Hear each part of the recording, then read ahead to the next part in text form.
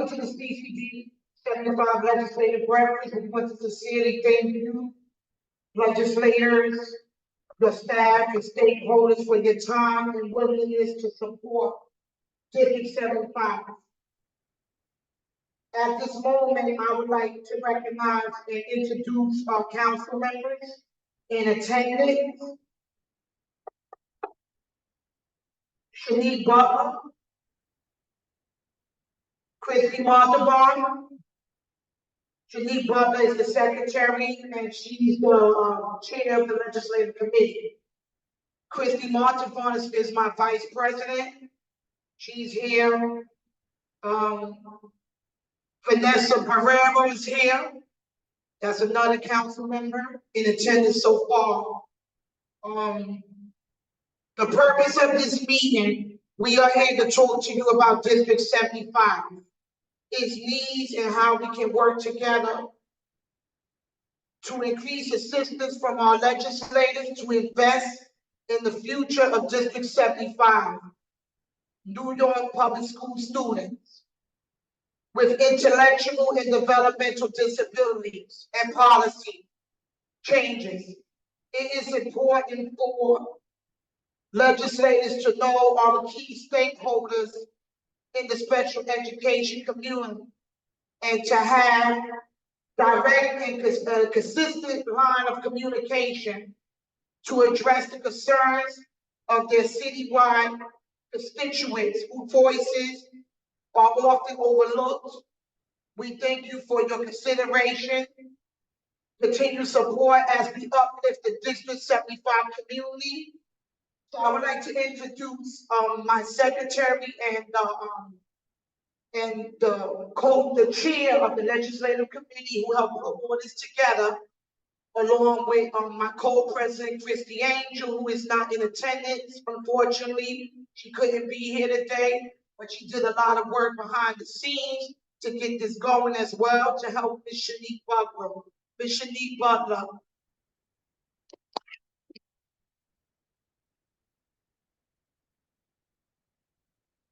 Good morning.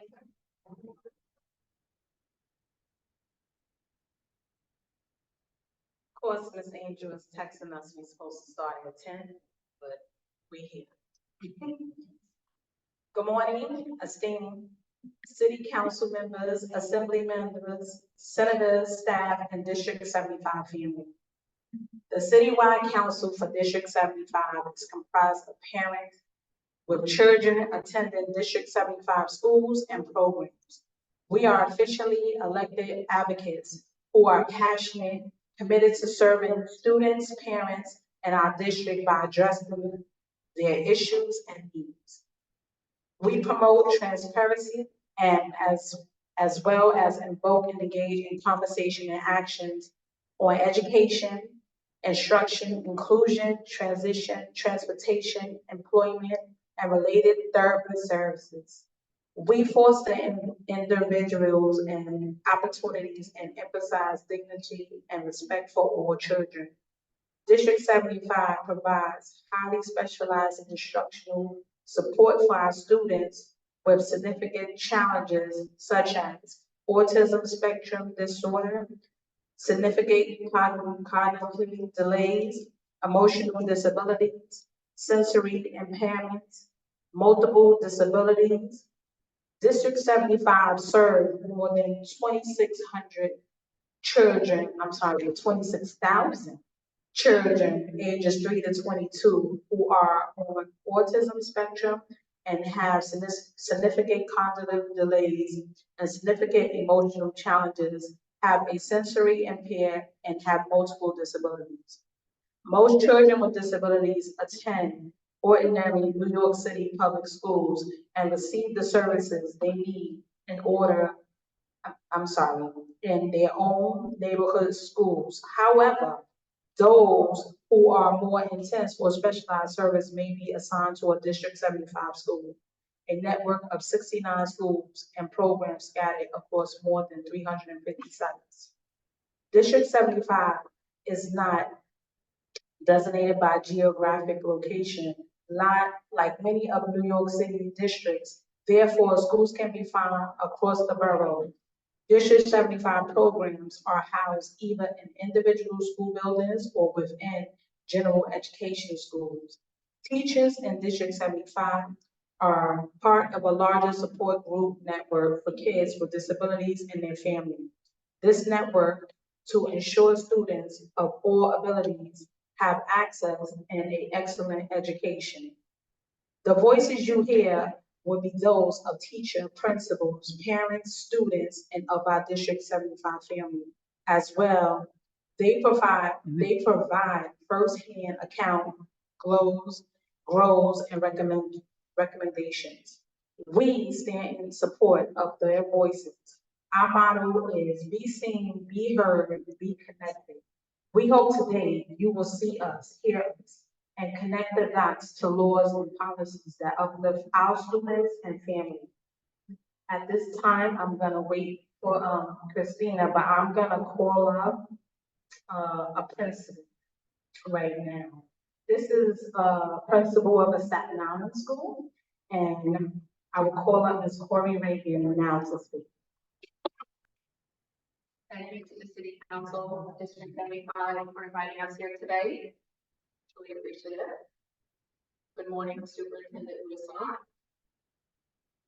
and our District 75 team.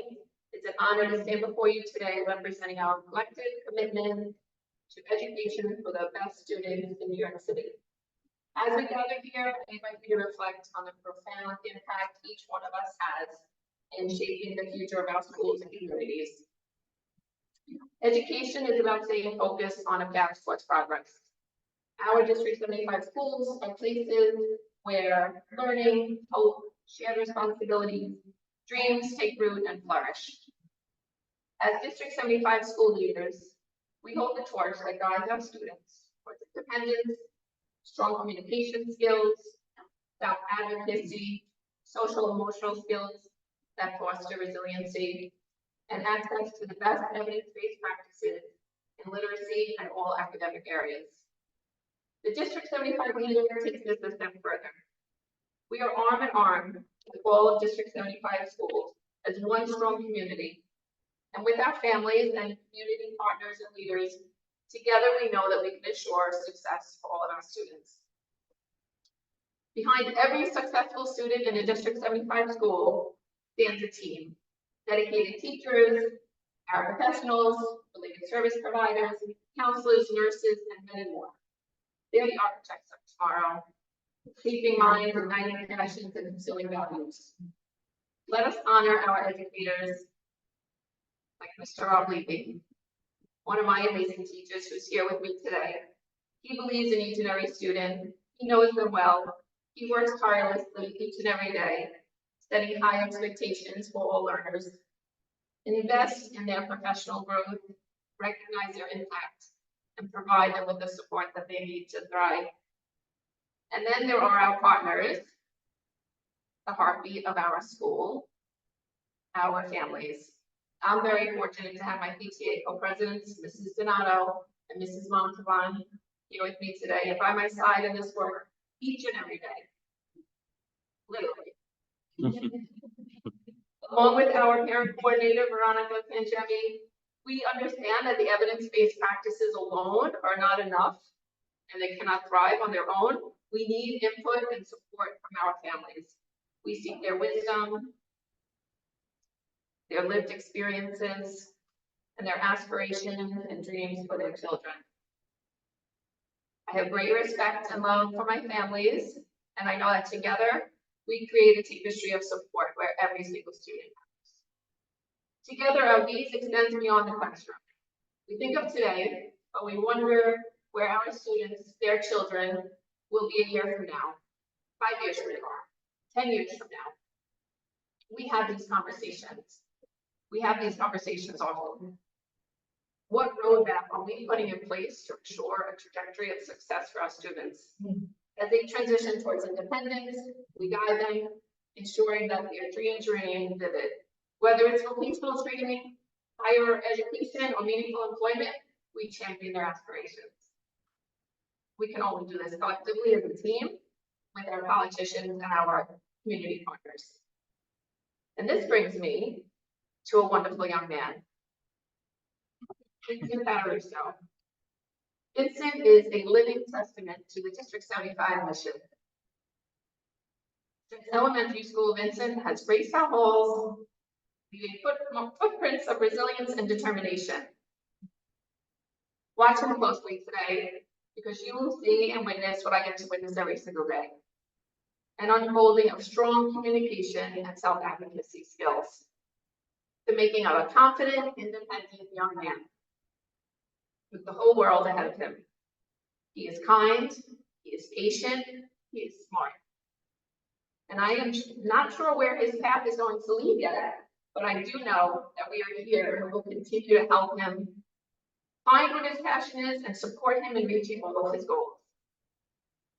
His parents and his uncle are champions who stand by his side and ours to celebrate Vincent every day together. We don't let the barriers drive the work with our students. We embrace our students' assets, their resilience, their unique perspectives, their neurodiversity.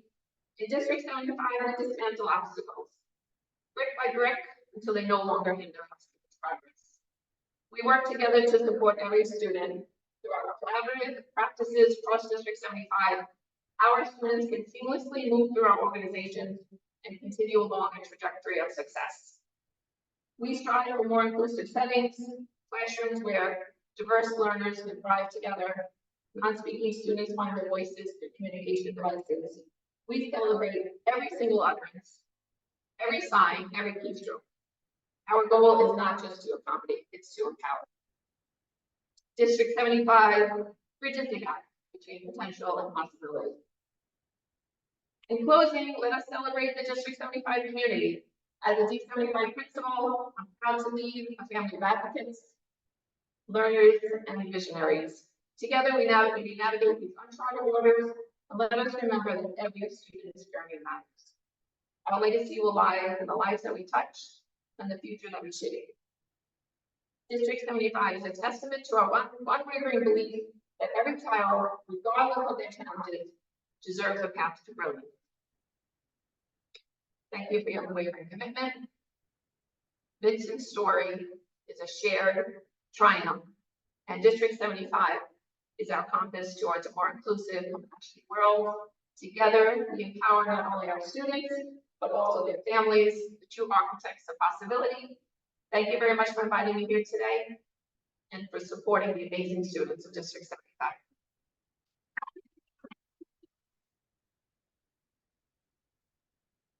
It's a great speech. Is Miss Christina now? Next, we will have Miss Christina Howard speak.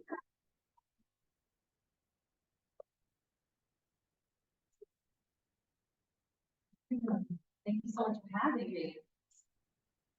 Well, good morning. Thank you, Principal Brady. These days, being such a model and inspiration to us all.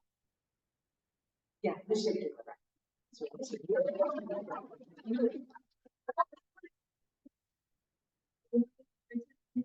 morning to all of our wonderful partners and supporters in District 75. I wanted to begin with a note of gratitude. Thank you to the Citywide Council of District 75, your advocacy and continued push for all of our students, including our 75 students.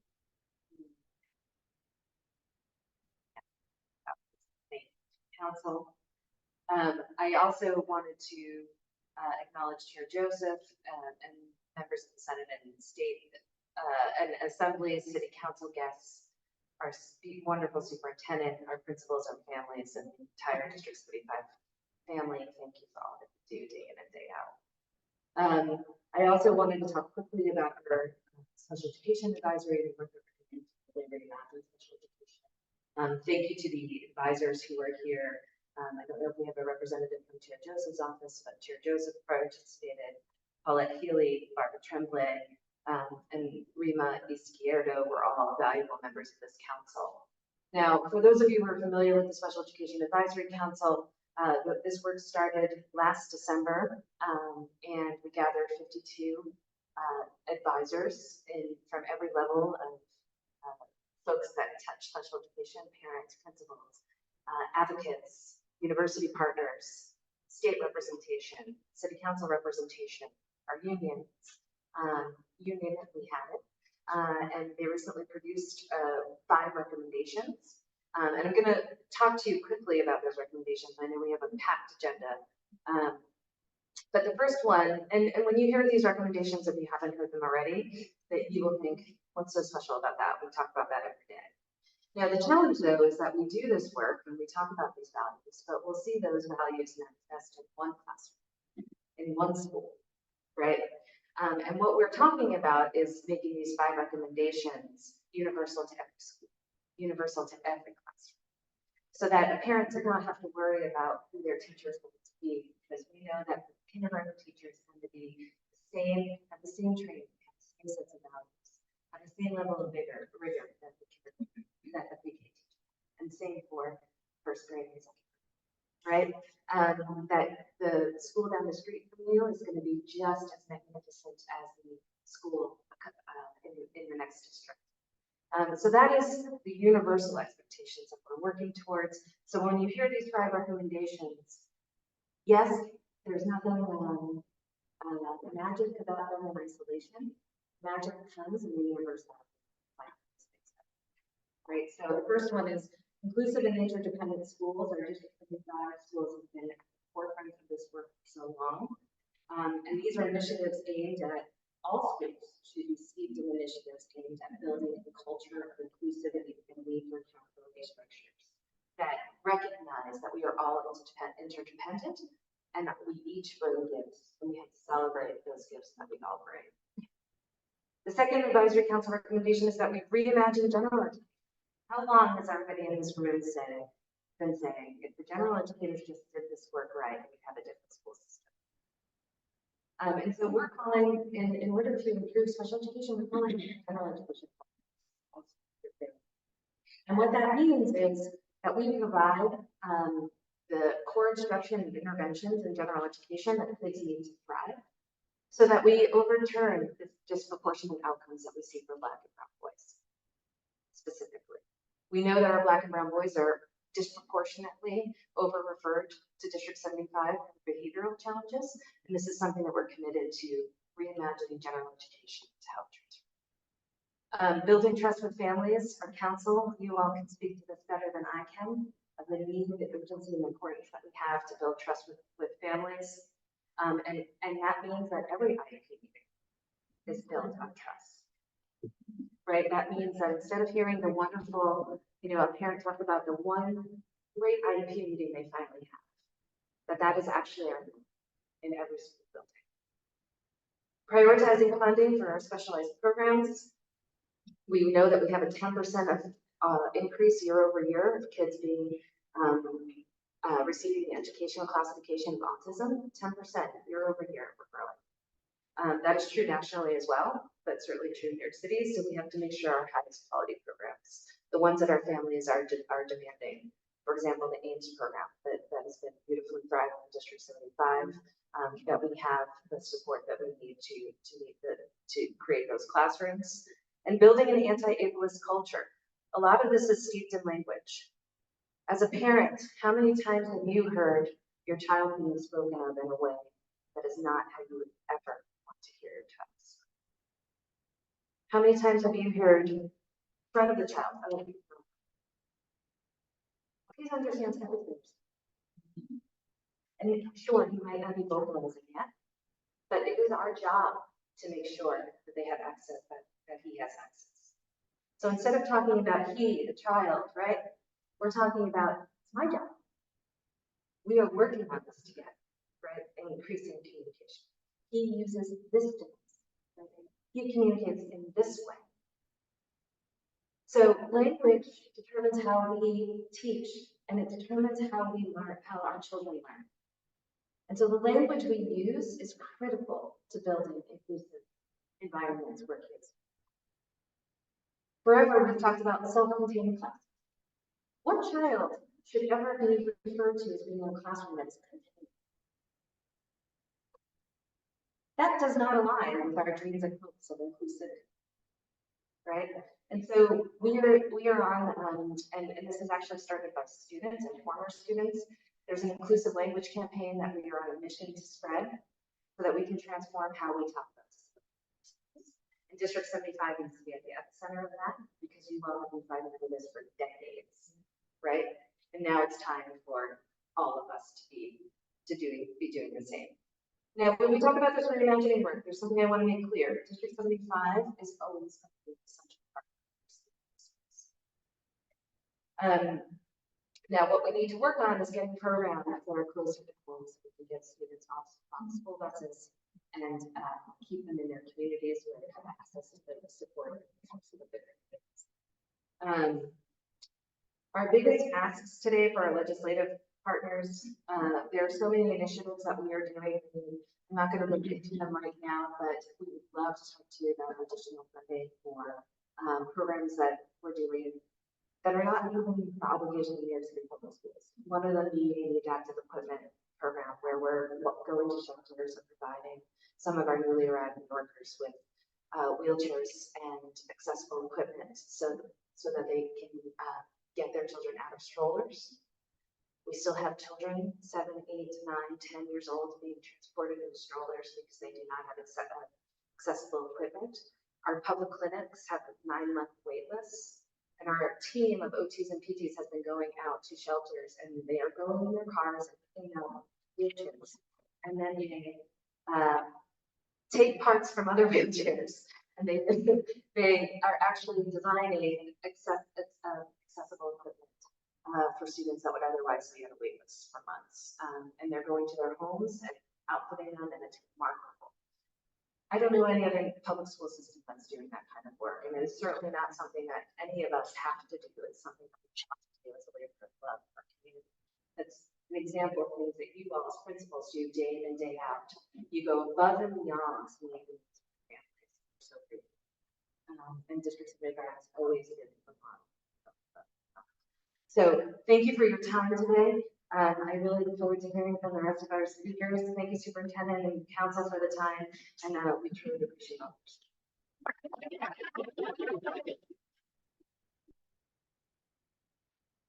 Thank you, Christina. Our next speaker will be Principal Manetta Kanan. No.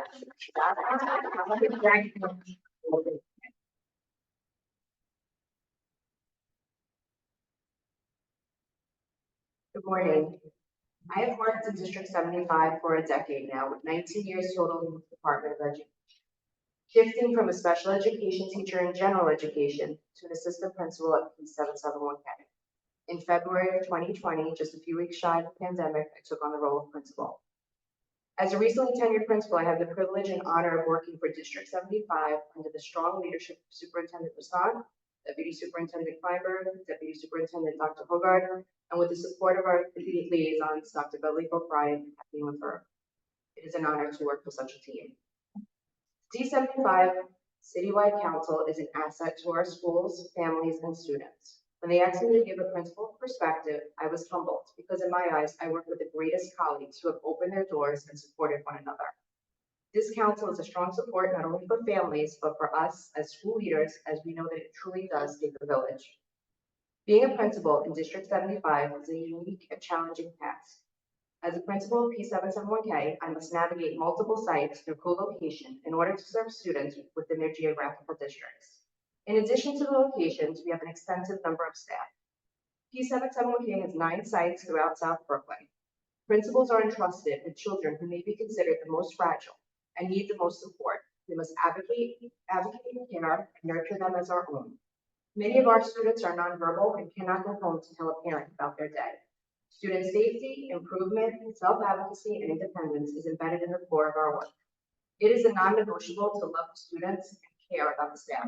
Students must always come first. Given our student population, we know that students' needs vary. What is good for one is not good for all. Our approaches must be individualized. We truly get to celebrate the small successes and see our students grow. With the mix of compassion and dedication, our students are capable of reaching their maximum potential and exceeding expectations. With this being said, I was able to attend a legislative breakfast last year with a student named Nathan Wilson. He spoke about his experience navigating school with autism. We also heard from his parents who did not know what the future would hold for him in the school system, but they trusted District 75 with his education. I am proud to say that Nathan is now in a community school. Nathan wrote to me recently and stated, "I feel more confident and resilient. I am doing well in my studies and my grades are off the charts, especially in art. This is our goal for all." You'll hear more about that from my teacher, Mrs. Meddy. I want there to be more stories like Nathan's. Each one of my students should be celebrated and receive appropriate supports. This truly takes a team that goes beyond the school doors and into the community. I am very proud and passionate about my school. I also committed myself to the families that I serve. I don't just want parent involvement, but I strive for parent engagement, education, and advocacy. I lead with empathy and an open door policy. I work closely with all my parents, and I can proudly say that I have a strong SLT and parent association. I've also created relationships with community organizations and community leaders. They have been vital to my success. Fostering these relationships positively impacts my school community. My doors are open and I ask you for your continued support to recognize the abilities of our children. They are resilient, they are beautiful, and they are deserving of our best. District 75 students need and deserve upgrades to buildings to ensure accessibility, access, and a safe environment. In addition, technology supports our students' learning and provides means of communication and gives them their voice. Your funding and advocacy helps us to provide the necessities for instruction. As a school leader, I can truly say I value and need your ongoing support. Please keep our amazing students in your decisions, focus, and hearts. Thank you.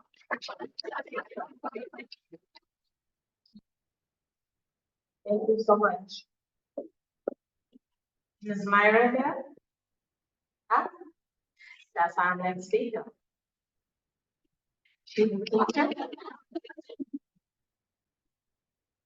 Morning, everybody. So mine is not going to be, this was last minute, but I'm going to speak from my heart.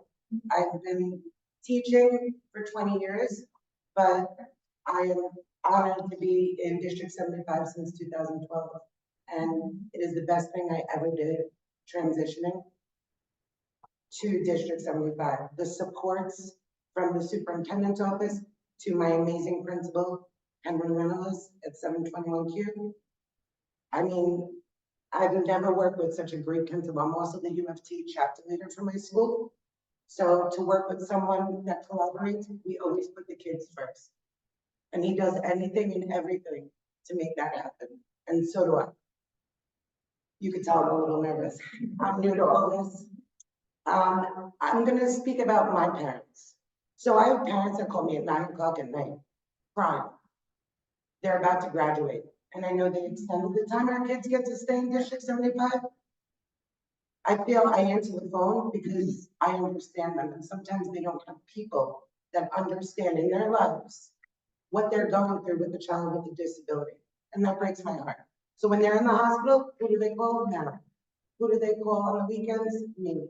And I love them, and they still call me when they leave. I think legislators can invest in the future of our students with special needs by creating programs that facilitate family support networks in several ways. Funding community-based support groups. You can allocate funding to support community-based organizations where families can go to with children with special needs. These groups can provide a platform for families to connect one another. Our principal, and now it's like district-wide, created Saturday Arts Academy. Our families, our parents have the time to go and paint and sit and eat and talk to one another. What are you going through? And we need more parent engagement because guess what? Our kids sometimes don't know how to say, Mom, I want a play date. Do they have that device, that technology? Do I want to meet my friends outside of school? And I really think that's the most important thing that families need with disabilities is having that support when they leave the DOA.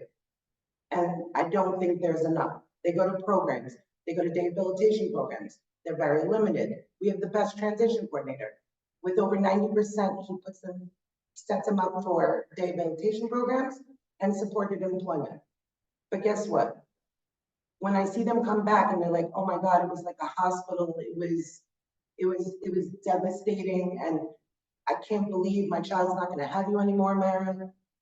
And obviously, I didn't say, you could call me, you have my number. But that's the most important thing. Establishing parent mentor programs. Hosting educational workshops and seminars. I always say as a teacher after 20 years, I don't know everything. I learned from my principal, my APs, new teachers, old teachers.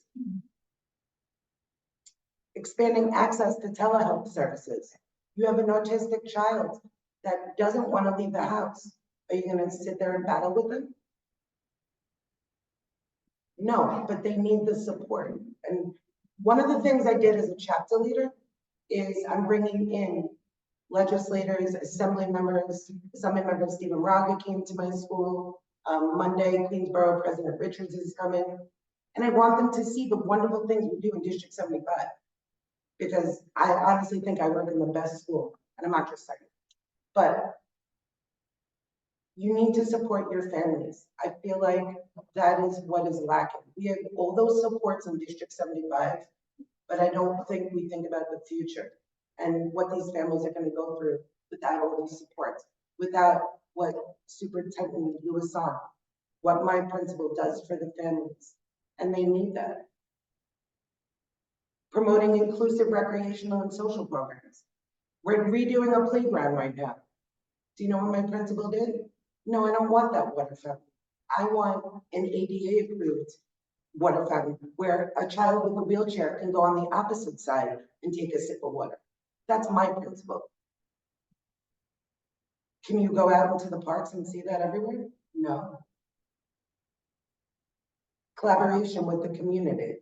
Investing in these types of programs, legislators can create a supportive ecosystem for families of children with special needs and access the resources, guidance, and social connections they need to thrive and support one another. Thank you.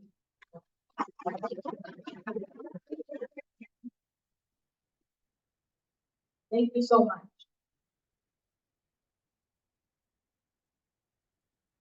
Anne, are you in the house? Anne, okay. I'm gonna get another teacher perspective from Mr. Robert Lee. Morning, everyone. My name is Robert Levy, but some of my favorite people call me Mr. Robert. I'm looking at him now, and I'm channeling him for some. I practiced with him all week, and now I need a little bit of help with. So, Vinny, I'm looking at you. So, thank you everyone for being here today and celebrating the amazing, amazing community that is District 75. Families, our students, our principals, educators, and every single person that helps our students to achieve their dreams each and every day. On paper, our students are together with us because they've been identified as having needs. Families and parents have been told what their students cannot do with their entire lives. I'm proud to be a teacher in District 75 because we know that our students are incredible, and able individuals. Our students are heroes. They face unique challenges every day, and in the face of adversity, they are the bravest individuals I have ever had the privilege of working with. As a teacher, I am so fortunate to be able to work with this group of young adults and students who inspire me each and every day. One of my biggest goals as a teacher in District 75 is to inspire and empower the students to be advocates for themselves. One of the stories I always tell my students, and for anyone who may not know, there was a young woman by the name of Jennifer Keelan, who just 30 years ago, 8 years old, helped to inspire Congress to pass a law called the Americans with Disabilities Act. I'm going to spoil the story for anyone who might not know it. So Jennifer went to the Capitol building to ask Congress to pass the Americans with Disabilities Act, which would make all public places accessible for people in wheelchairs. Do you know what they found when they got there? Any guesses? I think the number is 39 steps to the front door. An unfortunate irony and a testament to how strong this community of individuals is. In that moment, they decided to abandon their wheelchairs, get on their hands and knees, crawl up to 39 steps to march into the building and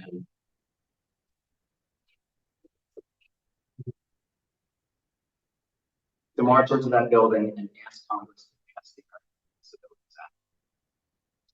There was a photo that was published in the media that later on Congress said inspired them to pass the ADA.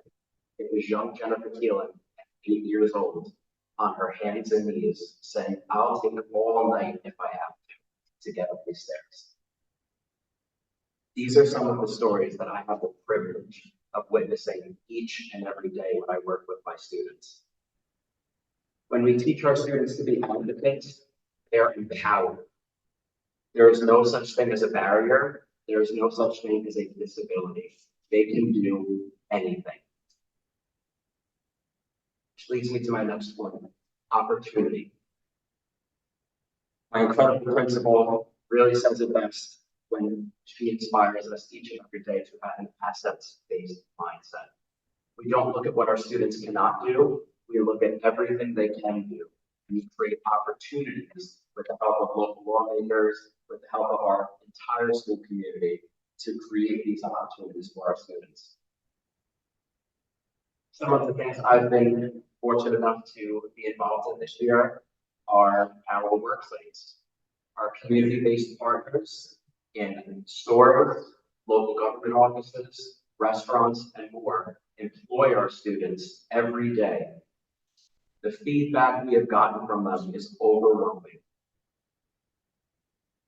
When we work at DSW, the manager every single time tells me, when we give customers a survey, the one thing that stands out is how welcome and how joyful they are to walk into the store and be greeted by one of our students.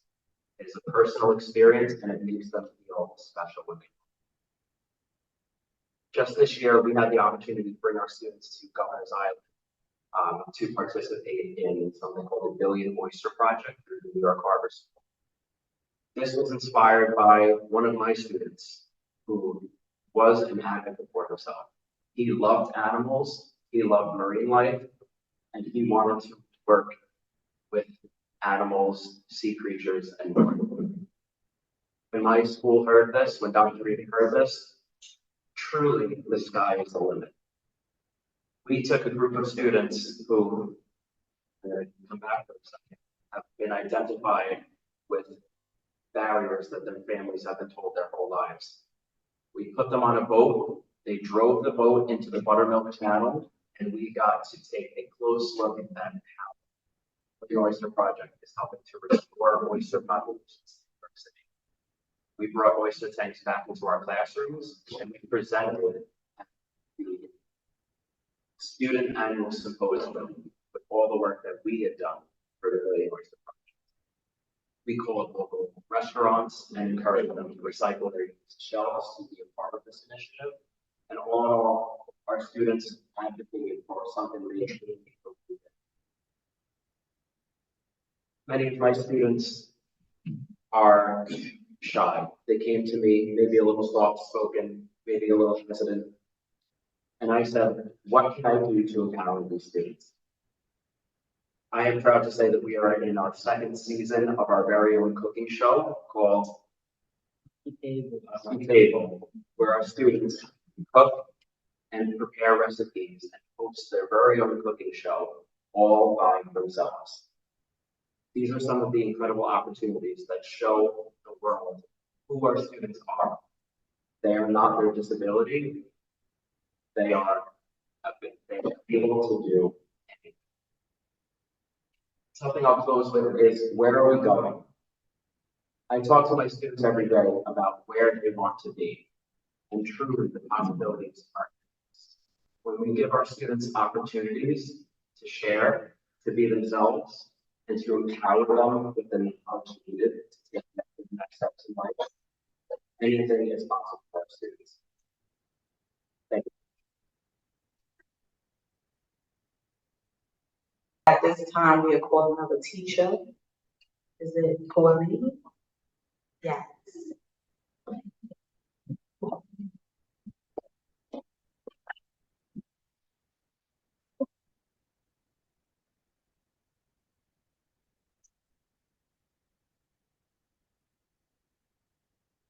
Good morning, everyone. My name is Chloe Samdi, and it is an honor for me to be with you today. I want to thank my principal, Annette Ferrandino, for having me accompany her to this monumental event. We are not solely here for the children at our school, but for all the children of District 75. It was the year 2006. I had just graduated from St. Francis College in Social Studies and wasn't sure which population I wanted to work with. That fall, I walked into my first Southern assignment at the junior high school I previously attended as an adolescent.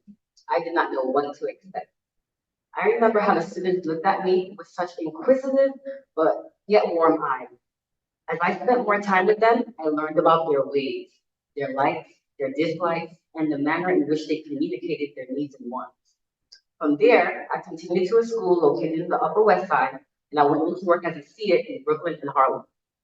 I then worked at a charter school in a CTT setting for a couple of years, and in a day school and treatment center for students with emotional and behavioral disorders and crime. Fast forward to 2017, I joined the 771K organization. Since then, I have observed successes from all of my students. Whether it's writing their name, or feeding themselves, or responding with a nod or touch, there's progress. I can't help but feel pride when I think about my students and how they overcame challenges to be where they are today. One of my students, whose family fled the war in Ukraine, proved that he could beat the odds despite hardship. The transition was hard for him. New language, new environment, new faces. Amid it all, tears and sweat, today he is fully potty trained. He can request items using a device. He writes his name independently. He can count up to 50 and read CBC words in English. I know that there's a lot more in store for him. When working with our parents, we do our best to engage our families as true partners. The best way is to keep communication lines open. Phone calls, emails, communication notebooks, the remind pad, texting, even downloading keyboards in other languages is very helpful. Even meeting with parents in person and supporting our parents through the IEP process and hosting various workshops. The goal is to have our students generalize skills across the home, school, and ultimately the community setting. As a facilitator for my learning community, I guide my colleagues in planning for our units while providing strategies for instruction, and most importantly, disaggregating data to instruction. Within our learning community, we support one another by sharing material and resources that can aid in our students' success. We conduct intervisitations as well. We all learn something from one another. I observed that the teachers want to do more, but we need more. Also, our sustainability team has been successful in collecting items and canned foods for our families. But when we step into the classroom, our resources are limited. The shift in literacy demand technological devices and other resources to support our reading and math programs. A sensory gym would be ideal. Interactive wall boards, therapy balls, a swing, rocking chair, a slime station, beanbag chairs for each classroom, a musical instrument center, art therapy. The possibilities are endless. This would provide a safe space for students to express and manage their feelings in a healthy manner while prioritizing wellness. Teachers come out of pocket and spend more than the allotted $250 received every year. We want to see our children achieve their goals. So chances are, when you go to Target or Amazon, half of the cart is filled with items first. How can we come together for our students? We must do everything with heart. We work hard with our students, have high expectations that all students can learn. and the environment must be conducive for that to happen. Our paraprofessionals play a pivotal role in this process and are necessary for student success. We empathize with our students. We understand them by learning about them. Take the time to get to know your students. We must also cultivate an environment of acceptance. We accept all our students despite their limitations and disabilities. They can do more. We are resilient. I saw this more than ever during the pandemic, where administrators went far and beyond to support our students, teachers, and parents alike. The community stepped in as well to provide food and other resources for parents who needed support. The teachers supported the parents emotionally as well. I developed a close relationship with my parents, and they felt safe communicating with me. We were still a family, even if it was virtual. Despite the setbacks, we are still here. We are growing, we are learning, we may fall, but we get back up again and again. Teamwork. We must come together to ensure that our children are equipped to do their best. Schools can do their best if the laws are at their best. All stakeholders are vital in this process. Parents, we need you. Teachers, we need you. Administrators, we need you. Community leaders, we need you. Council members, we need you. Chancellor Banks, we need you. We must all play our part. I stand today to let you know that it all starts with a yes. Do I have your yes? Yes, I'm all in. Ask yourself, am I all in? For the sake of our students' future, I hope you are. Thank you. Thank you. Very inspiring. I just must say that Vincent, you are doing a great job sitting.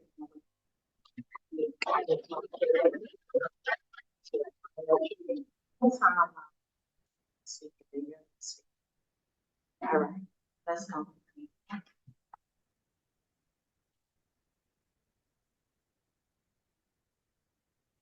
Good morning, everyone. Apologize for being late. I was invited by Miss Christy Angel. I really enjoyed working with her and with her son the past over a year now. I am a home instruction teacher. This is actually my 20th year teaching for the District 75. It's so I started in 2004. Most of the time that I taught was in a public school in East Harlem called P79, and special education was something that I actually literally wanted to do since I was a child. We had a close friend of the family who had special educational needs, and I was just really intrigued, and I would ask her parents about the curriculum at her school, what she was learning when I was practically her age. So when I was in high school and then in college, I volunteered at a school for students with special educational needs. And I actually learned a lot from the teacher I worked with there. I considered her a mentor, and we did all kinds of field trips. The sky was the limit. We took the kids horseback riding, swimming. This was public school. This was in North Carolina.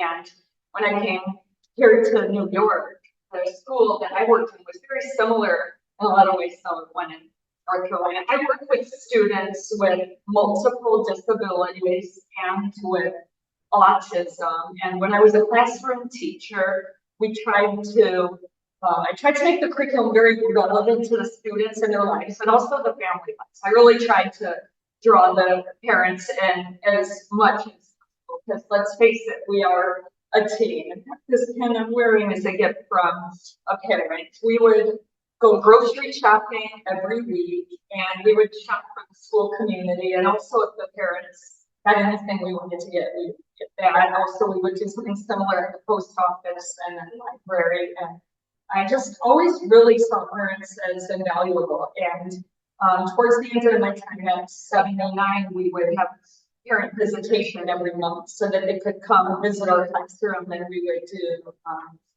would display our work, usually in the form of acting out a skit or something like that. I joined home instruction about 4 years ago because I really love the idea of getting even more involved with the parents and their families, and it's just been a very enriching experience. Miss Angel loved working with her and her family and other families.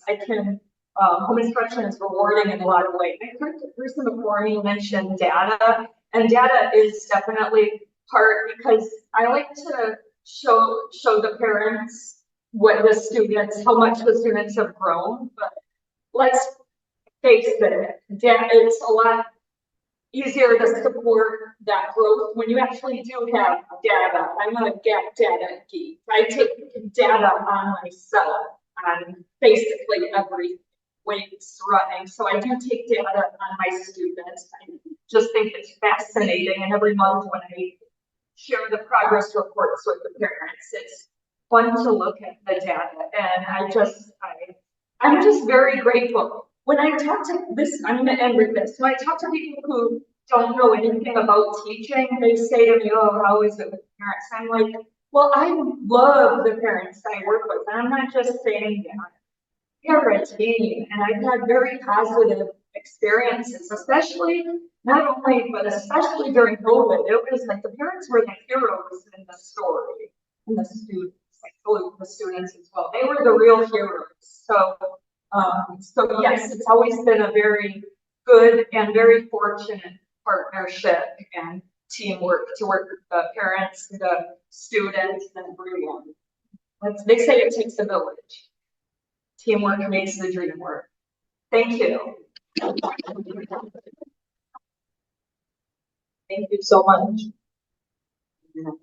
Chance to speak to our home city school teacher. I'll talk to Vincent. Are you ready? All right. That's perfect.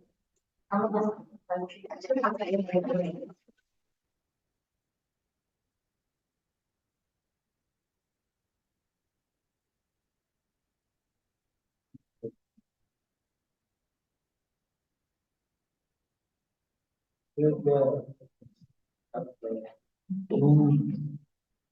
morning, everyone. My name is Vincent Farrer, and I am a District 75 high school student at Great Coast Campus High School in Staten Island, New York. I am honored to be here with you all today. I am very grateful to be a student in District 75.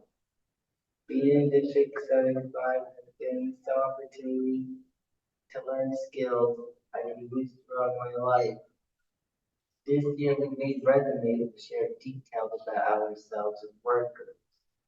I have learned many words I can use to describe myself. And I am proud to say I am hardworking, friendly, and confident. Whether I am working at Goodfellow Pizzeria, talking to friends at DSW, or serving delicious iced coffee at our school's own coffee shop, pastry parlor, I am learning vocational and social skills I will be able to use to work in any job I would like to have. One of my favorite things to do in school is cooking.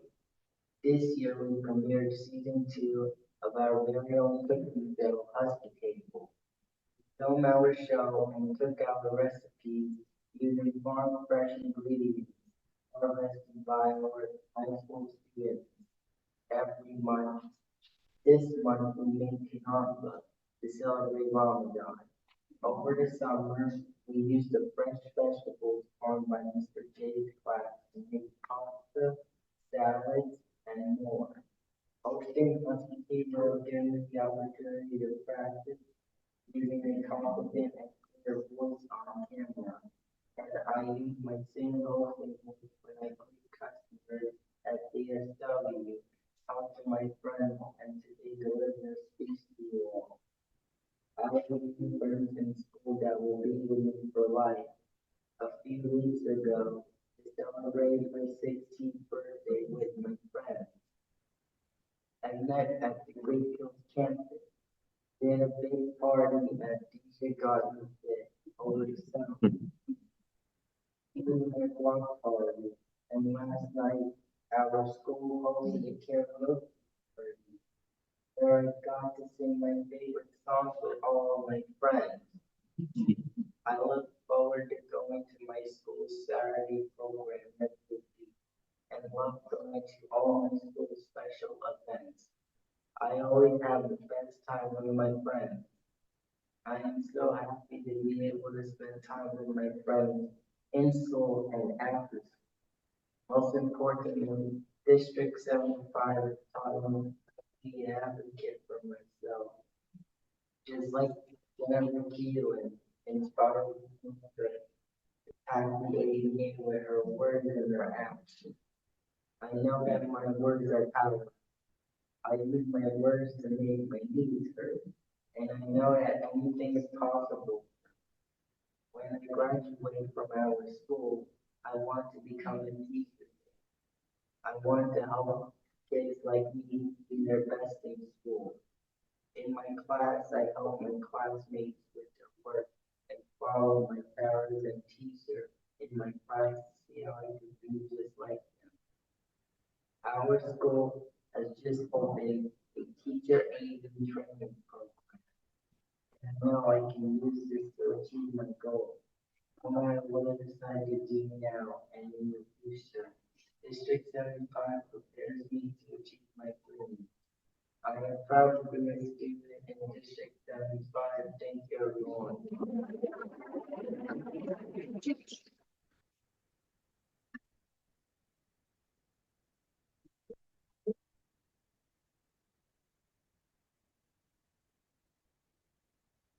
Okay, this is our District 75 call to action. So at this time, we're going to have Co-President Andrea Daniels talk about the District 75 being bused and getting the schools to school on time. Thank you. Good morning. As I stand before you to speak on behalf of our parents and students busing issue, we are asking for your support to create policy and laws for change. Our students' education and quality of education hangs in the balance of appropriate access to busing. Our stu- The burdens that families face in the attempt to get their students to and from school is unfair. Many families lose employment and lack childcare when a bus is a no-show, or if a bus was never supplied in the first place. Gaps in information and services deepen the divide between parents, busing companies, and the Office of Pupil Transportation. Busing contracts must be challenged, fines must be imposed, and policies and laws must be changed. Parents have expressly requested to, one, impose fines on non-compliance bus companies, address the driver shortage, eliminate all third-party bus vendors, or limit overhead F&A of vendors to 10%. Every year, access performance of group software is performance in cost for student travel time, etc. Exceeds the estimated confidence that limits projected by the data science project, the compute project, offer bonuses to administrators that reduce IMP non-compliance routes, reduce climate footprint of buses, etc. Please have a clear complaint policy that results in change. These came from some of our parents. More parent feedback. Due to the late arrival, child cannot participate in after-school programming due to spending 3.5 hours on a bus. 32% of the parents surveyed stated that child has missed school due to lack of buses services. 37% stated that their child is always late for school. In my personal experience, I can attest to that for some of the things our parents experience. My daughter has been late to school herself quite a few times this year, or the bus has left her and she couldn't go to school, or I had to take an Uber to get her to school and she would come late. So I can really attest to this, and the after-school program piece, I pick up myself, even though she's in after school, we take mass transit. So I can really attest to this. I'm also the co-chair of the busing committee. My council member Vanessa Barrera, who's outside at registration, she's my co-chair. Thank you, everyone. Next up is Ms. Shanique Butler, and she's gonna talk about what she's gonna talk about. I actually been talking all day. So I think I'm gonna flip this and let our other council member, Jamaica, read our next event, which is social emotion. Let's go.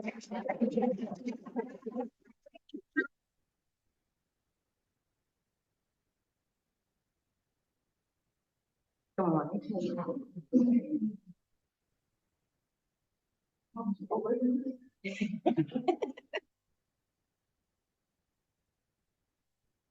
Morning, everyone. But these last one about who I had to read right now, so bear with me.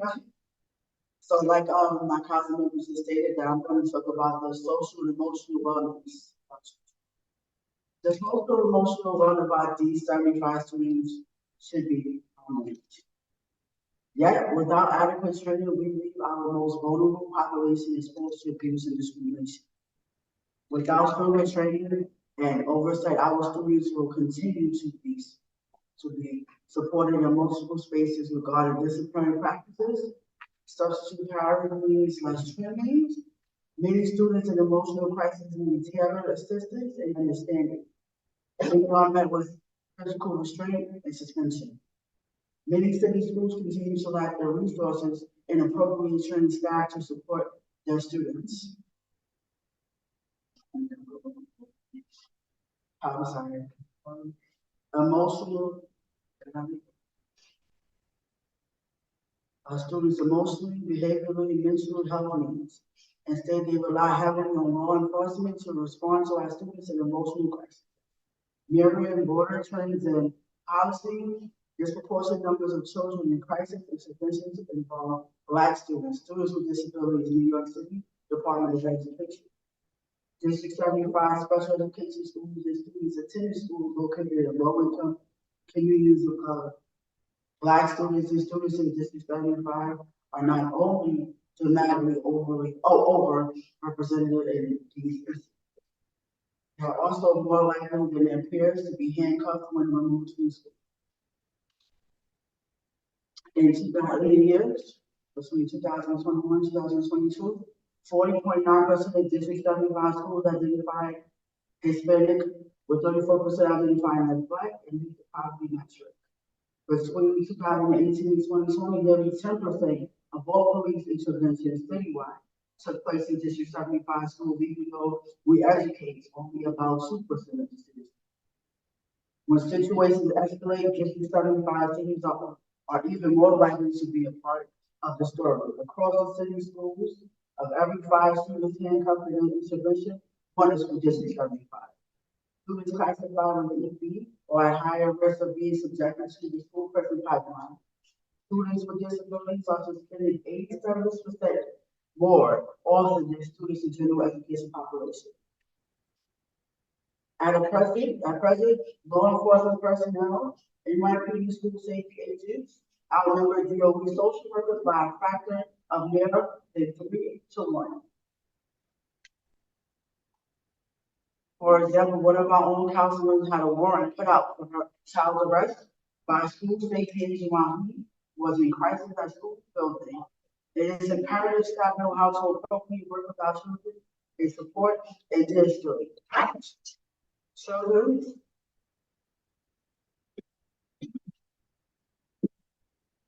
Children have been yelled to act to get out of school.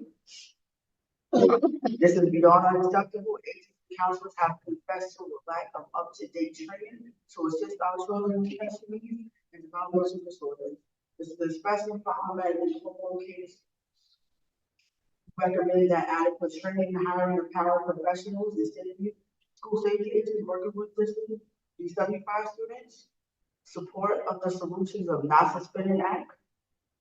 Set common sense statewide standards to keep students in the classroom and support teachers and administrators to use research-based alternatives such as restorative justice.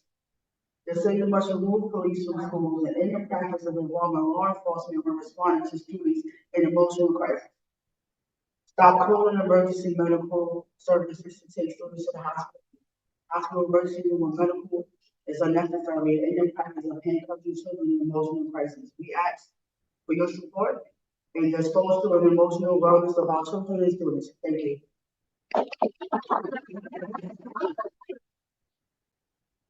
Thank you so much.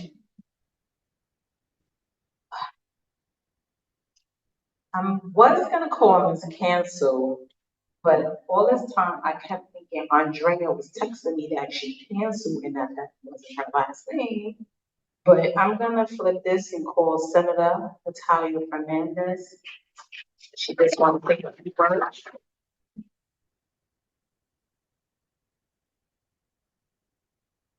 Good morning. Thank you so much for letting me have a minute. I've been sitting quietly in the back, listening and learning. I represent District 34 in the East Bronx, and I am the home of the Jason and Clark School. Lewis and Clark, no, I got Jason. But the Lewis and Clark School, 75 schools. So the services that we're providing, the outreach that we're doing is so important to me, my community, because it's for our children. And I know in New York City, we want to make sure that all children have all the opportunity and abilities to pursue their dreams, to experience new things, to be inspired every day, and to really be secure in their future. You know, and to know that the future is possible to them in any which way that they want. So this conversation has been so informative. It's been so inspiring to hear from the students, from the parents, from the coordinators. And I really thank you for putting yourselves in this work and making sure that our city and our state works for all students and we are creating a future for all students. So thank you so much. If there's anyone that does come to District 8 in the Bronx, I represent District 8 in the Bronx, I look forward to hearing from you, working with you to make sure that our schools are doing everything that we can. Thank you.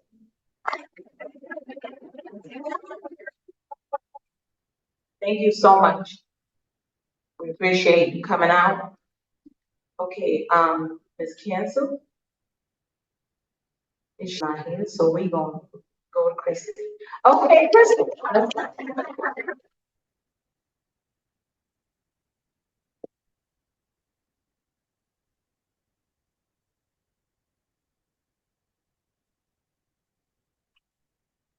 Good morning, everyone. Carolyn, I'm a little nervous.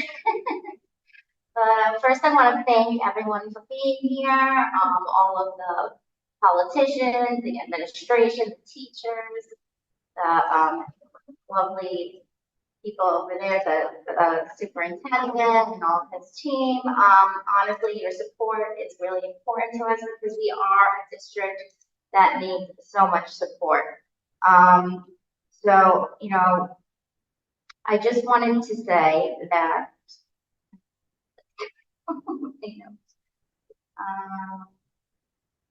I had it queued up and then I started moving. Okay.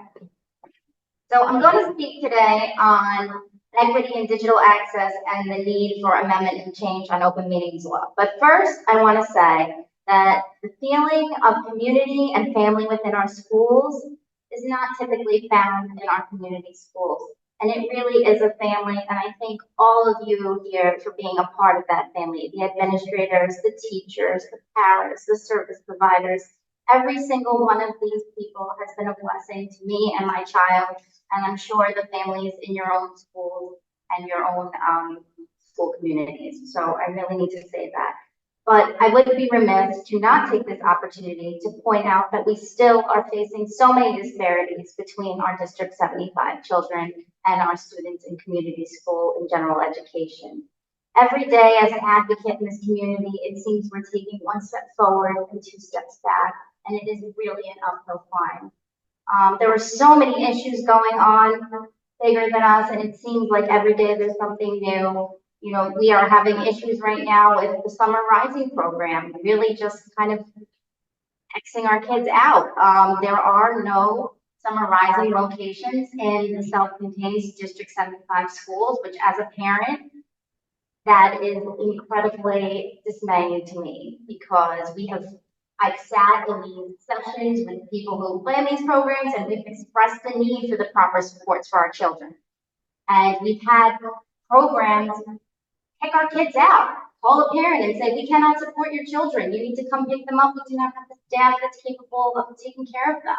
And we want to make sure that doesn't happen. So just simply saying, oh, they can go in these, with their general education peers and integrate, that's beautiful, rainbows and butterflies, but like, it's not realistic. We need the support. We need to know that our children who go day to day with one-to-one parents and have, de-escalation tactics in their plans, like that those needs are taken care of when we enter these programs for them. And if they're not, then I'm sorry, it's discrimination. You're having a big program and you're not including our kids, and that's not right. So I just needed to say that today. And I also wanted to say that another big problem that we have is that there are not enough seats for our kids for middle school and high school. And it is not just numbers fitting into a box. You cannot just pick a classroom, okay, here in this location, let's shove all these kids there. They are humans, they have needs, and they should be placed in programs with the individuality that is dictated in their individualized education plan. They are not just numbers you're trying to fit in a box. I'll get back to the scripture. So digital equity is making our students have equal access to technology like devices, software, and the internet, and that they have trained educators to help them navigate those tools. We need your help with expanding funding for our population. In the digital divide and online learning, we can best support our students by making sure we have technology that, one, supports the development of autistic children's social skills, two, diagnoses and supports students with dyslexia and dysgraphia, right? Because if our students cannot see properly and everything is shuffled to them, how are we supporting them? They're not looking at a device and being able to see what's in front of them. Provide access to graphical materials for blind and visually impaired students, same issues. Assist all children with special needs, verbal and nonverbal children to allow for equitable participation. I am the mother of a nonverbal child. We had a snow day, and it broke my heart because my children's school and the staff, they were wonderful. They did everything with the tools they were provided and then some. But it broke my heart because no one could hear when she pressed the buttons on her device over the Zoom. How is she participating in class if you can't hear her, if she can't unmute herself? She was so excited. She was so excited to see her classmates. But that couldn't translate and she couldn't participate because the tools were not there for her. We cannot forget about these kids. They want to learn too. Just because they cannot speak does not mean that they can't participate and they don't understand. And we need to make sure that we're prepared and we provide the right tools for them to participate in situations like that. About 20 million Americans are part of the digital divide, and people with disabilities face the divide at much higher rates than those without. If learning materials are not accessible to learners, then learners' abilities won't be accessible to educators. We should constantly differentiate learning for D75 students and ensure all students have devices and Wi-Fi access to continue learning when pivotal moments occur. We need your help in expanding funding for our population. Our students need digital and inclusion and equity to ensure access and use of information and communication technologies. Closing digital equity gaps will require the intentionality of your support. These programs aren't cheap. Like these tools that our kids need, they are expensive. And I am not PTA president. I am out there every day trying to find funds for the things our kids need, but it's bigger than us. We need you and we need the funds. So please say yes, as somebody else said. And my next topic for your consideration is open meetings law. Today, we are asking for support in the amendment of open meetings law that supports parent advocates who are also elected officials and members of the citywide council for District 75. We need flexibility in state law to allow meetings to be conducted fully remotely. The law should be extended to have exceptions for parents of children with special needs. All members of the council have one or more children with special needs and disabilities. Our children have chronic illnesses and disabilities. It is very challenging for our council members and parents, our constituents, to attend our meetings in person. And we are citywide. So we have parents from Staten Island to the Bronx, Manhattan, Queens, Brooklyn. It is logistically a nightmare to get everybody in one place at one time. And you can see that one of the few blessings to come out of this whole pandemic was that we had increased attendance with our online meetings, and parents who never had a voice before because they couldn't travel and make it were finally being heard. We need to continue that, and we need to make sure that we're doing everything we can to give our parents, our council members who are parents, the most access to advocate for our children because they need it. Councils need to be able to vote on business whether or not they can all show up in person. Many of our members work long hours. We're single parents without childcare. And we're here volunteering our time. We're not paid. We are the most hardworking volunteers you'll ever meet. So we really need the tools to do our business, and open meetings law is something that can help us. Our council has faced issues with quorum, maintaining membership, and public participation in person. We actively receive more parent and stakeholder participation when meetings are online. It's challenging to foster collaboration and create inclusive spaces when we cannot appropriately engage our parents in totality. While remote participation is permitted under extraordinary circumstances, our whole lives are extraordinary circumstances. Every day in our life is something that most of the population will, thank God, probably never have to face. But we are here and we're doing it with a smile. So help us help you, please. Fully remote meetings are not possible right now, absent a local or state declared emergency. Realistically, as a council, we have struggled with quorum even when we had members available online. We were not even able to do business from July to November, severely impacting how we're able to function as a council. We ask for your support of Assembly Member Benedetto's bill number A07705, which authorized city boards, citywide councils, community education councils, and school-based management teams to conduct meetings via video conferencing, and any amendments that would further support our parent body and constituents. Community education councils and citywide councils would be able to hold fully remote meetings instead of needing to have at least a quorum of members physically present in the same time and place. I thank you for your time and consideration, and I thank all of you for being here today. Thank you, Vice President. Naquan?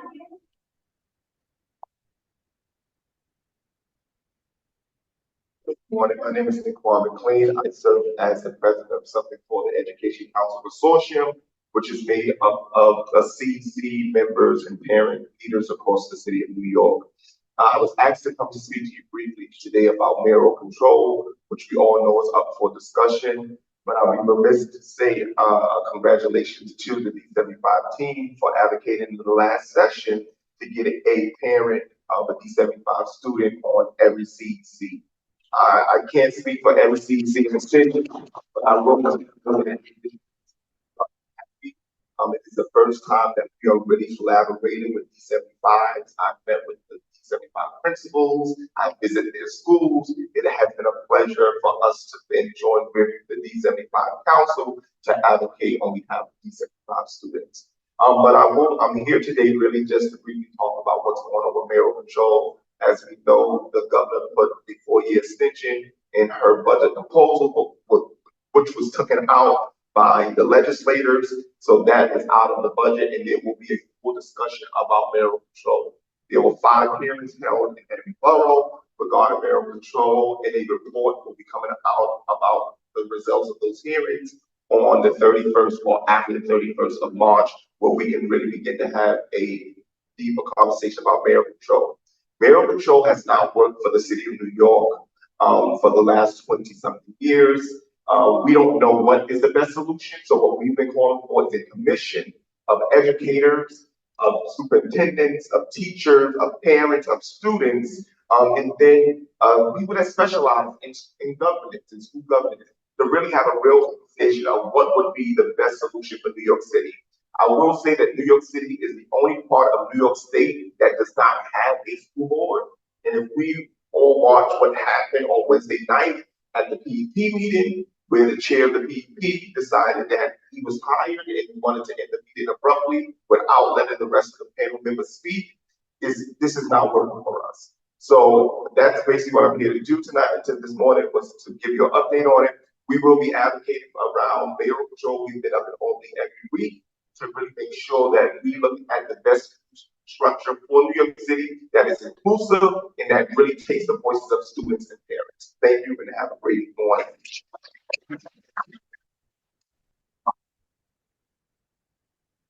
Thank you. At this time, we will have Ms. Amy talk.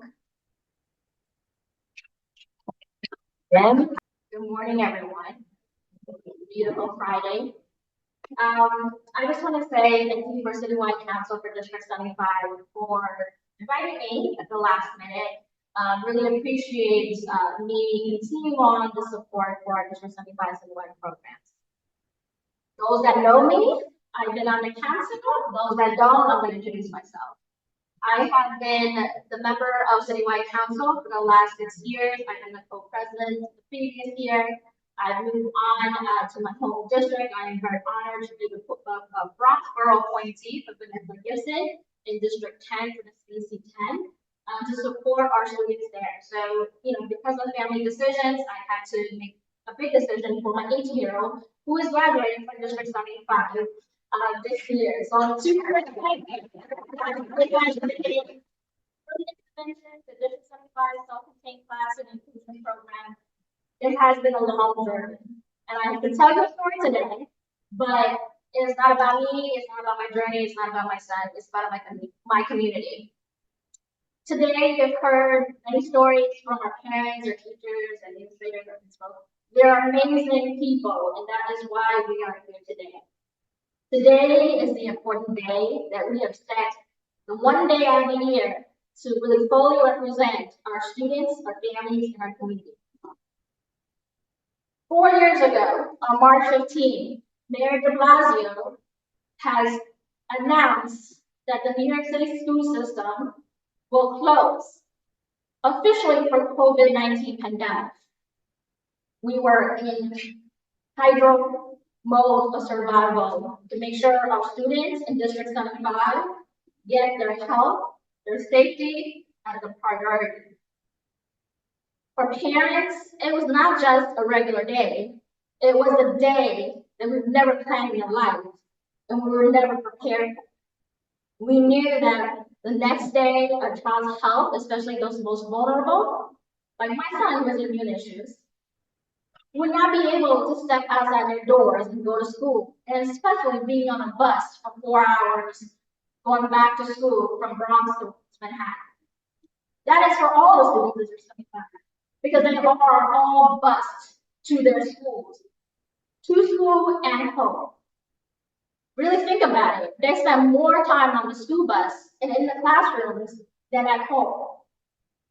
District 75 students in self-contained, in inclusion, or even in transitioning to community schools have the long journey, double, triple the life that typical community school students receive. Not to say that they're more challenged or they're more different. They're really more talented. If you actually visit our schools, all of our students, talk and have a conversation with them. I asked the legislators today, and our DOE staff, and our community members and our leaders, that it is really important to remember the anniversary of 4 years ago. It was the witness of how important our students with special needs really need us to stand up and do the work. Really hold ourselves accountable, hold each other, our colleagues accountable to make sure that we are passing policies that are intentional for these students, these particular students that will thrive and succeed for our future. We need to invest in their education, their mental health, their safety, food insecurities and housing securities, the extension of the education. I want to express, and everybody has expressed here today, social, emotional, digital inequities, open meetings law for parent leaders across all boards, including transportation. And mayoral control has been the witness that District 75 has not been the responsible priority. Christine Fody, I appreciate you creating the Special Education Advisory Council. I was a founding member of that council, and I've stressed over and over. We need to not forget our District 75 students. If we can change the system and improve it for our 75 students, we will improve it for the 1 million students across New York City. And we will be the model city of New York for all New Yorkers. Today, in my capacity, speaking today is Karen Adams. I'm a mom of 5. As I said, my first baby who's turning 18 is graduating in District 75. I've always been an advocate in the school. I've always advocated for all the students because my child is not just autistic. My child comes with other disabilities. These challenges shouldn't be ignored. I've learned through the process of IEPs, learned the process of my rights as a parent with a special needs child. I've learned to step up and to be empowered and to empower other parents and other administrators, leaders, and teachers. First of all, as an advocate, I want to make sure that I'm in a space that is safe for myself, for our teachers, and our students. We need to make sure that NYPD school safety agents are aware that we individuals are coming into the building, that they are trained to understand how to maintain order and management of the school building when there are special needs kids in the building. Making sure that they're safe in the building when they're needed, and at the time to dismiss, they're straight into the school buses or picked up by a parent. That's the first policy that we asked our policymakers to put in place. In partnership with NYPD, training for school safety agents. 2, we need to make sure school nurses, psychologists, counselors, transition coordinators are available at every co-located site, including some standalone buildings. This is imperative for our students who have medical conditions, who have psychological and intellectual disabilities that may need these attentions every single day they're in the school building. Really want to address our representatives in the District 75 in all CCs 1 to 32. As Naquan has stated, there is one District 75 advocate in each of the CCs, and we hope to fulfill all of them. Along the partnership with District 75 Citywide Council and District 75 President's Council, we'll make sure that they have the true partnership of having access to school buildings so that they can empower other parents. They can come into school to make sure that students are learning and that students are able to empower themselves and advocate as well. They want to be able to sit at the table to discuss school safety with all of the leaders and school safety agents. They want to make sure that facilities is safe enough for the kids. They want to make sure that they're true stakeholders in the decision making for their children for District 75.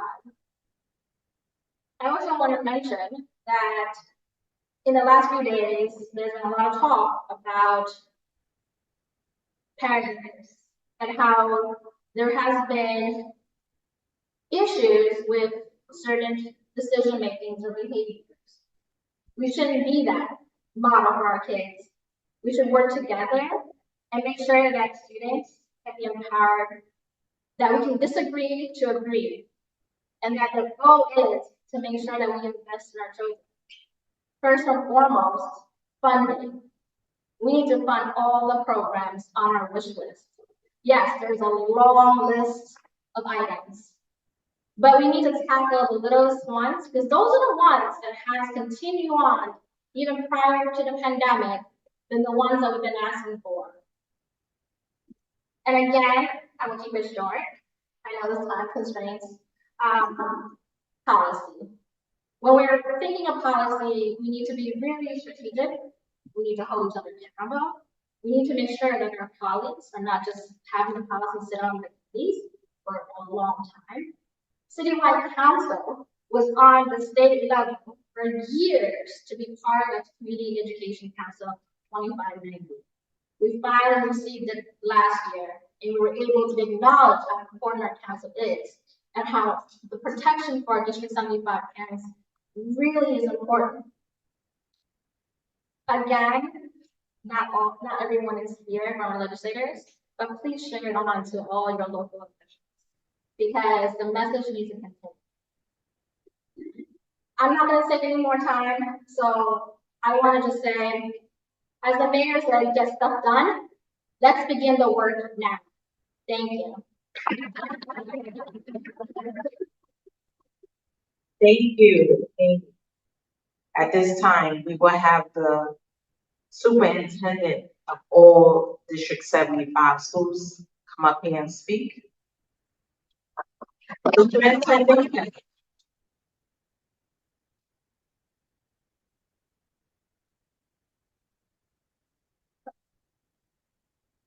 She said that have all day. Fine. Okay.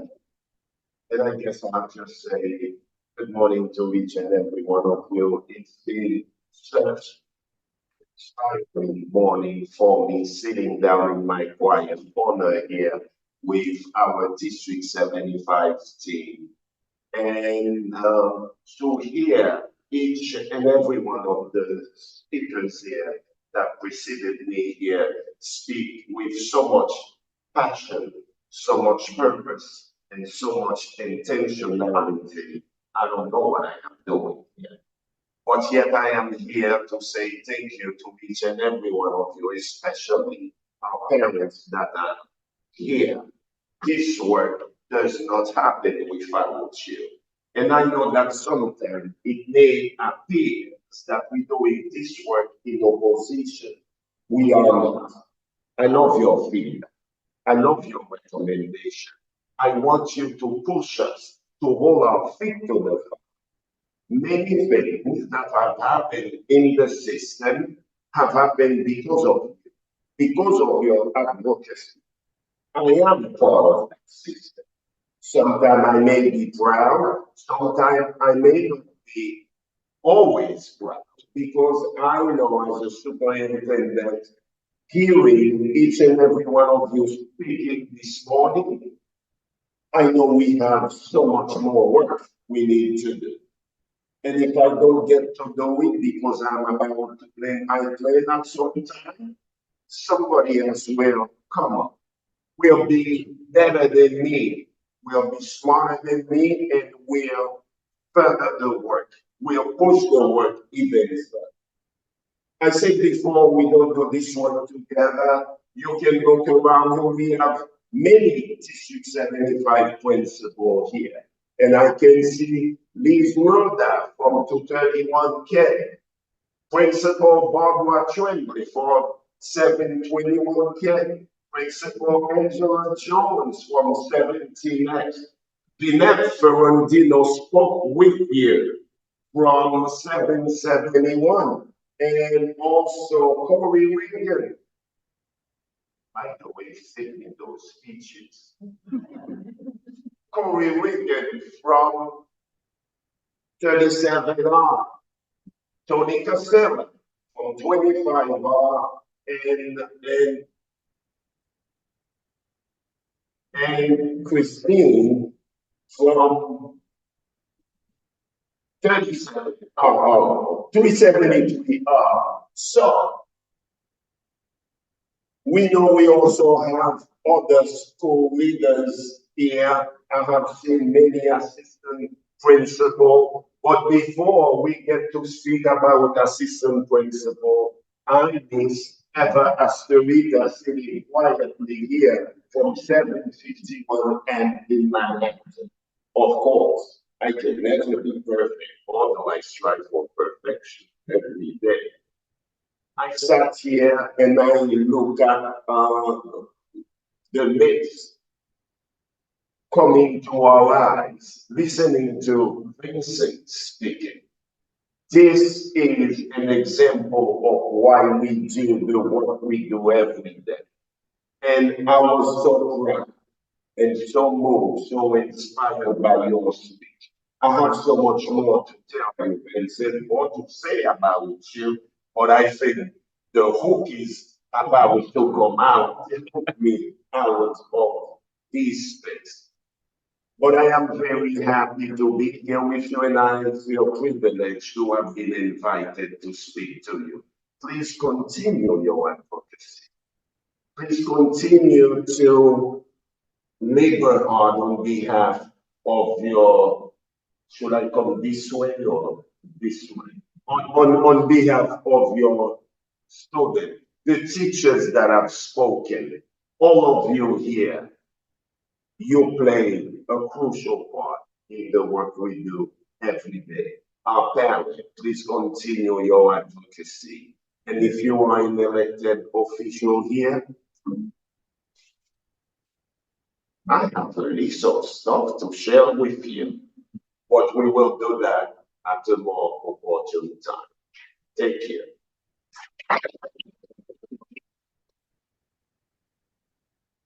Thank you, Superintendent. First time. Moving on. This is what asks us at this time. We would like to thank again all of you for your time and continual advocacy for District 75. We will follow up with digital copies of our information for continued support in creating resolutions and building collaborations with our family and students.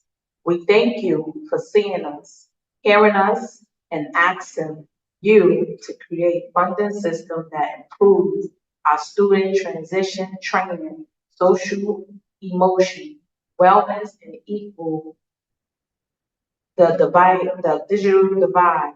We look forward to continue collaboration.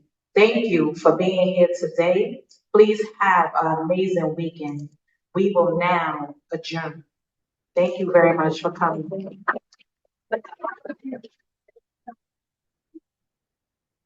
Also, if you wanna get some of that food and stuff to go, so it don't go to waste, wrap it up with a tissue, put it in your bag. Thank you. Have a good day.